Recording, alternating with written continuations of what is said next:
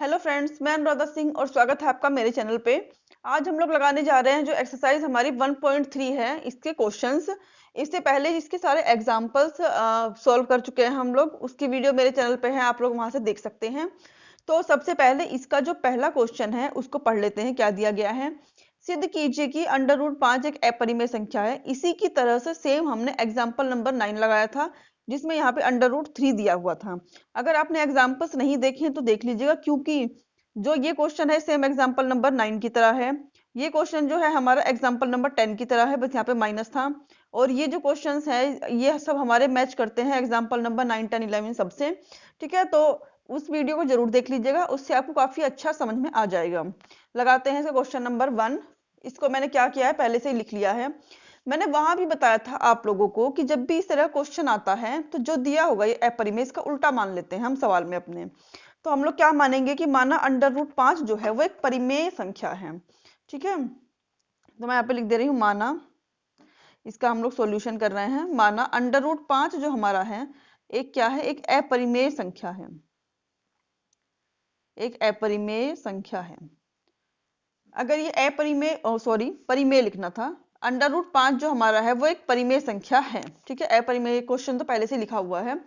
मान लिया हमने √5 जो है वो हमारा एक परिमेय संख्या है, तो हम क्या करेंगे फिर √5 को p/q के रूप में मान लेंगे। और जहां पर q जो है वो नॉट इक्वल टू 0 है, और p और q क्या है, हमारी सह अभाज्य संख्याएं हैं। सह अभाज्य संख्याएं हैं। ठीक है, इतना हमने लिख लिया। अब हम लोग क्या करेंगे, इसको यहाँ पे मल्टीप्लाई कर देंगे, तो p इक्वल टू क्या हो जाएगा, 5q। ये हो गया। अब लिखेंगे वर्ग करने पर। वर्ग करने पर जब दोनों ओर का वर्ग करेंगे तो क्या हो जाएगा, यहाँ p² हो जाएगा और यहाँ पर 5q का स्क्वायर। ठीक है, तो इसको ऐसे भी लिख सकते हैं। तो आप 5 का स्क्वायर 5 था, √5 है। ठीक है, तो हम लोग क्या करेंगे अब यहाँ पर, जब √5 का स्क्वायर होगा तो हो जाएगा 5, q का स्क्वायर हो जाएगा तो हमारा हो जाएगा q²।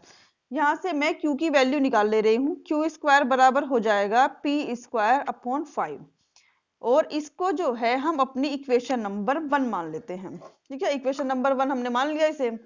उसके बाद हम क्या करेंगे, हम यहाँ पे लिखते हैं कि p²/5 जो है वो एक पूर्णांक है। p²/5 क्या है, हमारा एक पूर्णांक है।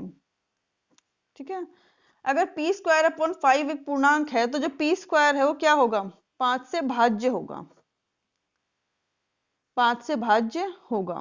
अगर हमारा p² 5 से भाज्य है तो जो p है वो भी 5 से भाज्य होगा। ये सारी इसकी कंडीशंस मैंने अपनी वीडियो में पहले बताई हुई हैं। ठीक है, तो इससे भाज्य है। उसके बाद क्या करना है, अगर p जो है वो 5 से भाग है तो पूरा पूरा भाग हो गया, कोई नंबर तो आएगा भाग करने पे। तो हम लोग क्या लिख देते हैं कि p को 5 से भाग जब कर दिया हमने माना, तो यहाँ पर कोई नंबर आ गया जिसका नाम है k1।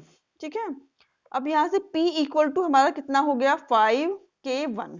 इसको हम क्या करेंगे, अपना इक्वेशन नंबर 2 मान लेंगे। अब हम क्या करेंगे, p का मान 5k1 आ गया, यहाँ पे रख देंगे p के बदले 5k1। ठीक है, तो मैं यहाँ पे लिख रही हूँ समीकरण 1 में रखने पर, यहाँ पे लगा दे रही हूँ समीकरण 1 में रखने पर। तो समीकरण 1 हमारी थी q² इक्वल टू p²/5। तो मैं p की वैल्यू रख रही हूँ यहाँ पर 5k1। ठीक है, तो q² इक्वल टू 5k1 का स्क्वायर अपॉन 5, और q² इक्वल टू हमारा कितना हो गया, 25 अपॉन कितना हो गया, k1² अपॉन 5। 5 से इसको डिवाइड करेंगे 5 टाइम हो जाएगा। q² equal to 5k1²। ठीक है, यहाँ पर q² की हमारी वैल्यू आ गई 5k1²। इसके बाद हम लोग क्या करेंगे, यहाँ से k1² की वैल्यू निकाल लें। तो k1² बराबर कितना हो जाएगा, q², इस 5 को यहाँ नीचे भेज देंगे, अपॉन 5। ठीक है, ये आ गया। तो अब हम क्या लिखेंगे कि q²/5 एक पूर्णांक है, क्योंकि जो k1 था ना हमारा वो एक पूर्णांक था, तो k1 के बराबर ये आ रहा है, तो क्या होगा, ये भी एक पूर्णांक होगा। अगर ये एक पूर्णांक है तो इसलिए जो q² है वो क्या है, 5 से भाज्य है। और अगर क्यू स्क्वायर 5 से भाज्य है तो क्यू जो है वो भी 5 से भाज्य होगा। ठीक है, और अगर जो क्यू है वो 5 से भाग हो जाता है तो भाग करने पर कोई नंबर जरूर आएगा जिसको हम मान लेते हैं यहाँ पर K2। ठीक, इसको हमने यहाँ पर क्या मान लिया है, K2। थोड़ा सा और मैं ये लिख दे रही हूँ, इसकी यहाँ मल्टीप्लाई करके क्यू स्क्वायर अपॉन 5K2, ये हो गया। इस वाले को हमने इक्वेशन नंबर 3 मान लिया और ये जो हमारा आया है इसको इक्वेशन नंबर 4 मान लिया। अब हम क्या कह रहे हैं, क्वेश्चन जो हमारे 2 है और 4 है अगर हम उन्हें देखें तो यहाँ पे क्या है कि P और जो 5 है, यहाँ पर कहाँ गई इक्वेशन हमारी 2, ये रही इक्वेशन 4, इसीलिए मैंने इसको यहाँ पे लिख दिया था, ये रही, दोनों दिख रही है कैमरे में अच्छे से। तो मैं यहाँ पे क्या कह रही हूँ कि जब क्वेश्चन मैंने स्टार्ट किया वहां पर P अपॉन Q जब लिखा था √5 equal to P upon Q, तो यहीं पर कहा था कि P और Q सह अभाज्य संख्याएं हैं। सह अभाज्य का मतलब है कि दोनों में कुछ भी कॉमन नहीं है 1 के अलावा। ठीक है, पर यहाँ पे हमें क्या दिख रहा है कि P इक्वल टू 5QN और Q, यहाँ पर Q आएगा कि Q बराबर भी यहाँ पे Q रहेगा। ठीक है, पता नहीं क्या हो रहा है, गलत हो रहा है बहुत। तो Q इक्वल टू 5K2 आ गया। तो यहाँ पर जो है P में भी 5 आ रहा है, Q में भी 5 आ रहा है, मतलब क्या कि जो 5 है वो P और Q दोनों का कॉमन नंबर है। इसका मतलब कि दोनों सहअभाज्य संख्याएं हैं ही नहीं, क्योंकि दोनों में 1 के अलावा 5 नंबर कॉमन आ गया, तो ये तो गड़बड़ हो गया यहाँ पर। तो हम लोग इस चीज को लिख देंगे। ठीक है, यहाँ पे मैं लिख रही हूँ कि समीकरण और 4 से 5 नंबर जो है वो कॉमन नहीं आना चाहिए था, P और Q में केवल 1 कॉमन आना चाहिए था। समीकरण 2 एवं 4 से स्पष्ट है कि जो 5 है P और Q का उभयनिष्ठ, कॉमन को हिंदी में उभयनिष्ठ कहते हैं, का उभयनिष्ठ गुणनखंड है, उभयनिष्ठ गुणनखंड है। अगर उभयनिष्ठ गुणनखंड है तब तो भाई P और Q जो है वो सह अभाज्य संख्या नहीं है, इसीलिए P और Q जो है सह अभाज्य संख्या नहीं है, संख्या नहीं है। और अगर P और Q जो है सह अभाज्य संख्या ही नहीं है तो क्या होगा, अतः हमारा कथन गलत है, हमारा कथन जो है क्या है वो गलत है। और जो √3 है वो एक परिमेय संख्या नहीं है, वो क्या है, एक अपरिमेय संख्या है। √3 एक अपरिमेय संख्या है। हमने क्या किया था, इसको P अपॉन √3 को P अपॉन Q के बराबर मान लिया था और हमने कह दिया था कि चलो भाई P और Q जो है हमारे वो क्या है, सहअभाज्य संख्याएं हैं। पर जब हमारी वो कंडीशन ही गलत साबित हो गई, P और Q सहअभाज्य संख्या है ही नहीं, ठीक है, तो √3 बराबर P अपॉन Q कैसे रहेगा। तो हमने क्या किया, परिमेय माना था, पर वो सब सही साबित नहीं हुआ जो हमने परिमेय माना था। तो क्या हो गया, तब क्या हुआ, √3 जो है वो एक अपरिमेय संख्या बन गई। तो ये क्वेश्चन जो हमारा 1 है वो वाला कंप्लीट हो गया है। अब हम लगाते हैं इसका क्वेश्चन नंबर 2। क्वेश्चन नंबर 2 में हमें क्या दिया हुआ है कि सिद्ध कीजिए 3 + 2√5 एक अपरिमेय संख्या है। हर क्वेश्चन में सबसे पहले यही करना है कि इसको जो है एक परिमेय संख्या मान लेना है, उसके बाद सवाल लगाना है, जो दिया गया है उसका उल्टा मान लेंगे। ठीक है, तो मैं यहाँ पर लिख देती हूँ, मैं क्वेश्चन नहीं लिख रही हूँ इस बार। क्वेश्चन 2 जो है उसका सॉल्यूशन। ठीक है, तो माना क्या था हमारे क्वेश्चन में, 3 + के 2√5 क्या है, एक परिमेय संख्या है, एक परिमेय संख्या है।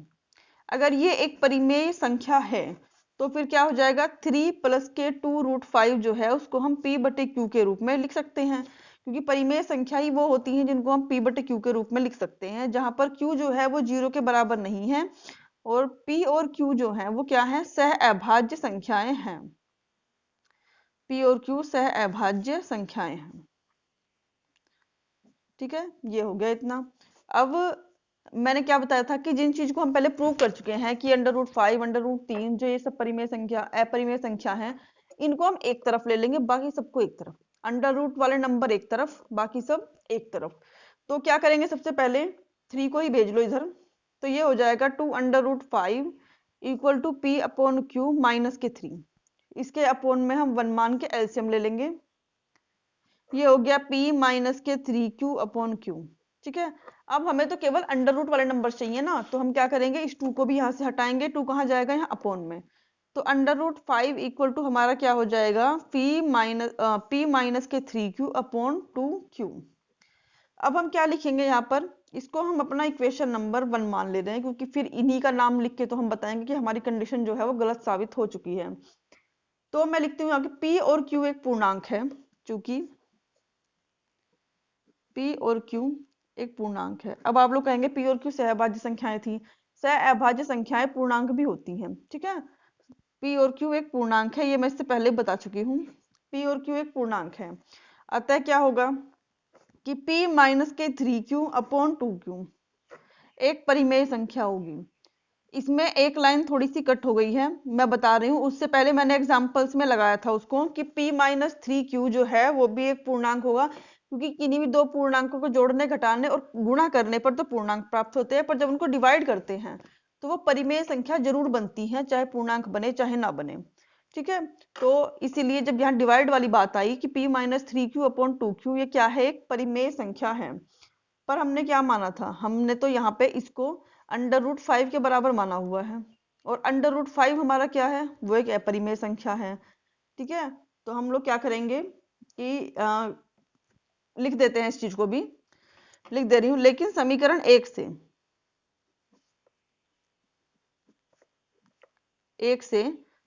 क्या है, p माइनस की 3q अपॉन 2q क्या है, एक अपरिमेय संख्या है, अपरिमेय संख्या है। दो लाइन और बच गई है, मैं यहीं पे लिख दे रही हूँ साइड में।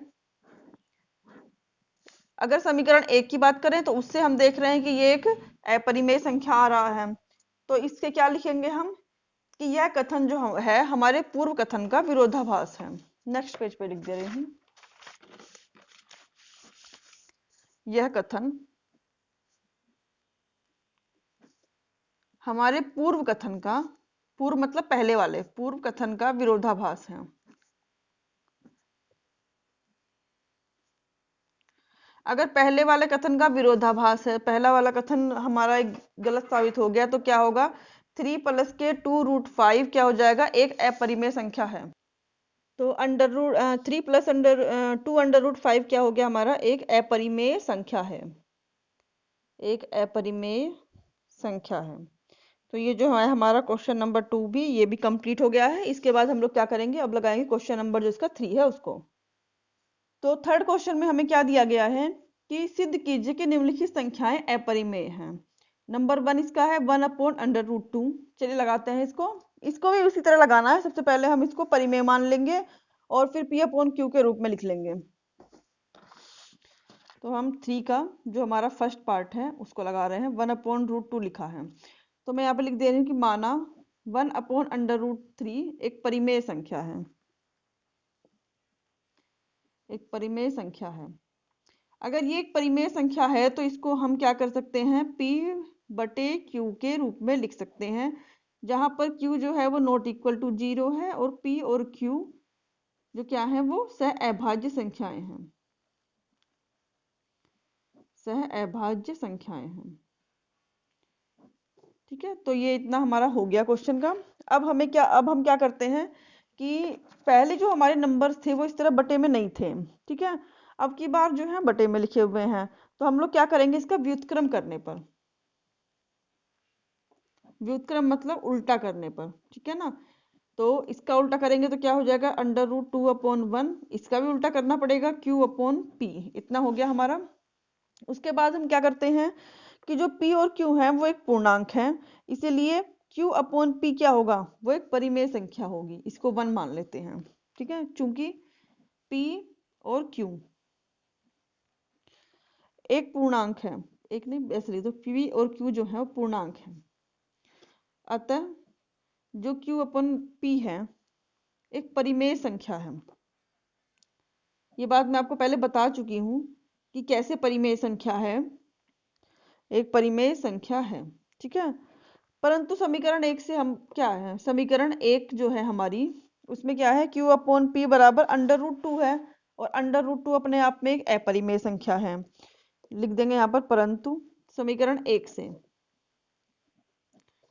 समीकरण 1 से स्पष्ट है Q अपॉन P बराबर अंडर रूट 2, जो कि एक अपरिमेय संख्या है, जो कि एक क्या है हमारी अपरिमेय संख्या है। और अगर ये अपरिमेय संख्या है, हम इसे पहले परिमेय संख्या कह रहे हैं, तो क्या हो गया, कथन हमारा गलत साबित हो जाएगा। तो हम लिख देंगे अतः Q अपॉन P भी एक अपरिमेय संख्या है। भाई जब Q अपॉन P बराबर अंडर रूट 2 है, अंडर रूट 2 एक अपरिमेय संख्या है, तो Q अपॉन P भी क्या हो जाएगा, एक अपरिमेय संख्या होगी, एक अपरिमेय संख्या है। अगर Q अपॉन P जो है वो एक अपरिमेय संख्या है, तो क्या होगा, ये कथन जो है हमारे पूर्व कथन का विरोधाभास है। तो हम क्या लिख देंगे, यह कथन हमारे पूर्व कथन का विरोधाभास है, यह कथन हमारे पूर्व कथन का विरोधाभास है। और अगर विरोधाभास है यह कथन हमारे पूर्व कथन का, तो क्या होगा, अतः 1 अपॉन अंडर रूट 2 जो है हमारा एक अपरिमेय संख्या है, एक क्या है, अपरिमेय संख्या है। ठीक है, ये जो है हमारा क्वेश्चन नंबर 3, इसका फर्स्ट पार्ट भी क्या है, सोल्व हो गया है। चलिए अब हम लोग लगाते हैं इसे क्वेश्चन नंबर 2। अगर आपने एग्जांपल्स लगाए हैं, पहले वाले क्वेश्चंस लगा लिए हैं, तो क्वेश्चन नंबर जो 3 है हमारा, इसमें कुछ नहीं है, ये उन्हीं की तरह है। बस अगर आपने समझ लिया है तो बहुत आसानी से लग जाएगा। सेकंड पार्ट में इसके क्या दिया गया है कि 7 अंडर रूट 5 है। ठीक है, ये भी इसे क्या बताना है कि एक अपरिमेय संख्या है। सेकंड पार्ट में सबसे पहले हम इसे क्या मानेंगे, परिमेय संख्या। लगाते हैं जल्दी से। सेकंड है 7 अंडर रूट 5। सबसे पहले हम लिखते हैं कि माना 7 अंडर रूट 5 क्या है, एक परिमेय संख्या है, एक परिमेय संख्या है। अगर परिमेय संख्या है तो फिर भाई ये जो हर क्वेश्चन में तब से लाइन सेम ही चल रही है। ठीक है ना, तब माना 7 under root 5 equal to P upon Q, जहां पर जो Q है वो नॉट इक्वल टू क्या है, 0 के, और P और Q जो है वो सह अभाज्य संख्याएं हैं। ये हर क्वेश्चन में फर्स्ट क्वेश्चन से ही सेम चल रहा है। ठीक है, सह अभाज्य संख्याएं हैं।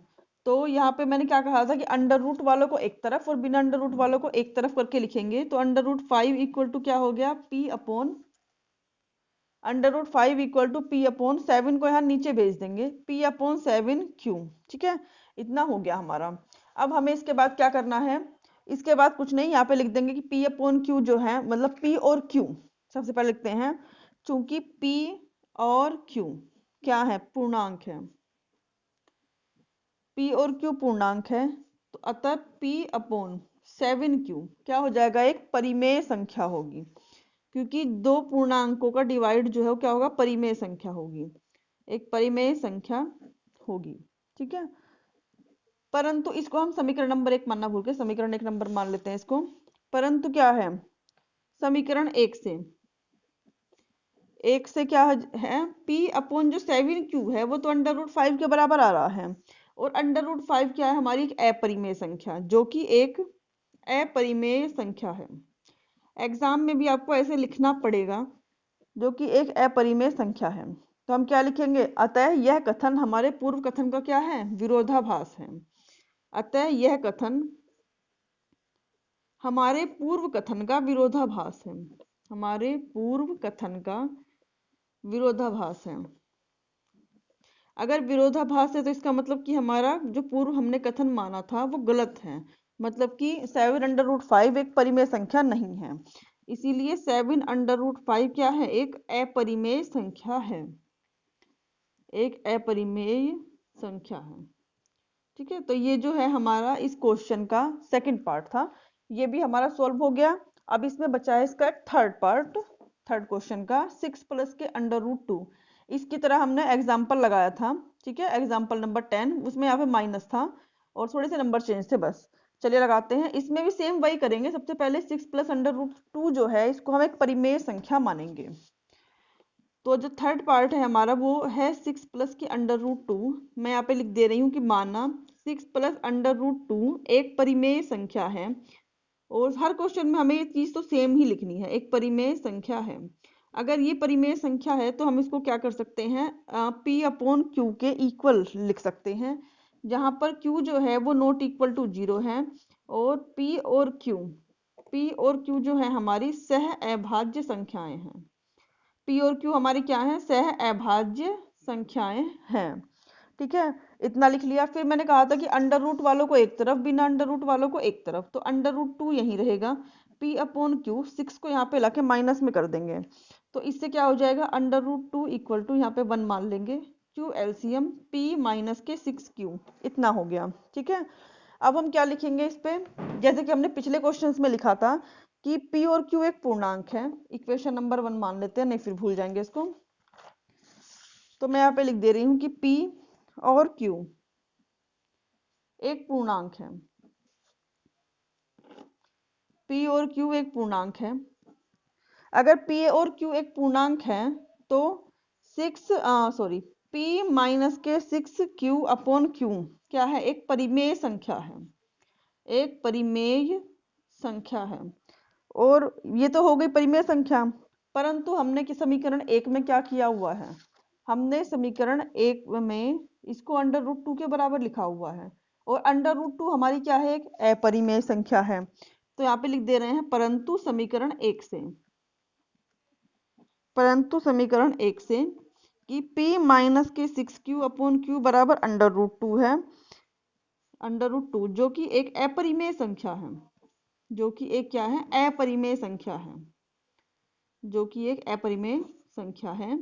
अगर ये अपरिमेय संख्या है तो फिर क्या होगा कि P माइनस के 6Q अपॉन Q एक अपरिमेय संख्या आएगी, एक अपरिमेय संख्या है। ठीक है, तो P माइनस के 6Q अपॉन Q क्या हो गया? ये भी एक अपरिमेय संख्या हमने लिख दी यहाँ पे। यह कथन लिख देंगे, यह कथन हमारे पूर्व कथन का, यह कथन हमारे पूर्व कथन का विरोधाभास है, हमारे पूर्व कथन का विरोधाभास है। और अगर ये हमारे पूर्व कथन का विरोधाभास है तब फिर क्या होगा कि 6 प्लस के अंडर रूट 2 जो हमारा क्वेश्चन था, जिसे हमने परिमेय संख्या माना था, वो गलत हो गया।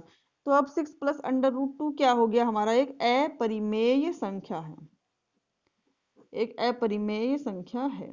ठीक है, तो ये जो है हमारी एक्सरसाइज 1.3 ये भी हमारी क्या हो गई? कंप्लीट हो गई।